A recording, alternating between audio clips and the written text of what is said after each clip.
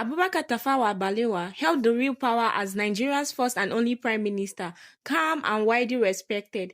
He guided Nigeria's early foreign policy. He was murdered by a coup plotter in January 15, 1966. Johnson Aguiyi Ironsi took power after the January 1966 coups as the most senior officer. The ethnic selectivity of the killings inflamed the north. He was killed in a violent coup just 6 months after taking power from Yakubu Gowon, just 31 years old when he came to power.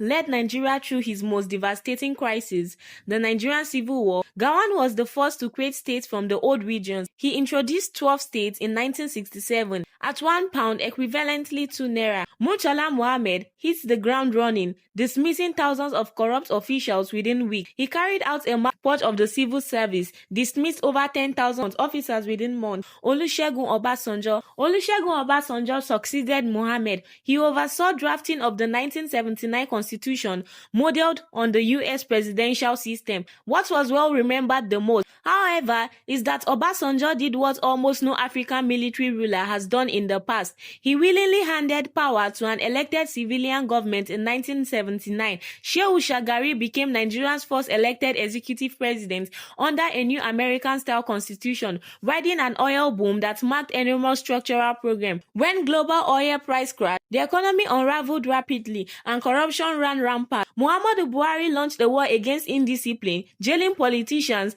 purging the civil service, and gagging the press. Through his decree for his government was austere, rigid and deeply authoritarian. He jailed sitting state governors, senators en masse. His government enforced street cleaning, and residents were made to clean their neighborhoods on Saturday mornings. Government workers were penalized for lateness, and some made to do frog jumps publicly. He was overthrown by fellow generals after 2 years and would spend decades waiting for another chance. Ibrahim Babangida was Nigeria's most cunning ruler, charming, politically brilliant, and utterly ruthless. Abacha as defense minister controlled the military, and more so Justice Dolapo Akinsoye of the Lagos High Court that the Ernest Shonekan's government was illegal on November 10, 1993. Abacha was Nigeria's most respected aggressive leader. He executed environmental activities, triggering international outrage and Nigerian suspension from the Commonwealth. Obasanjo returned as Nigeria's first civilian president of the Fourth Republic. He created the EFCC anti-corruption agency.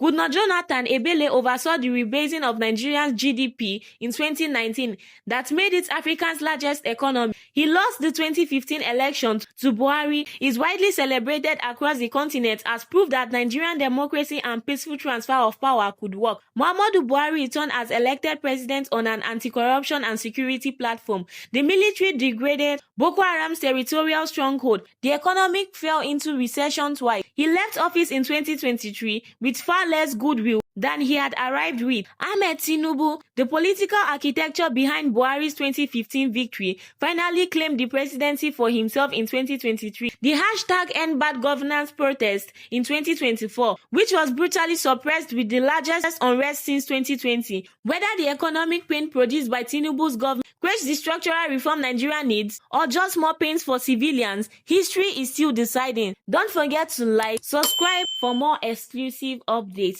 Thanks for watching.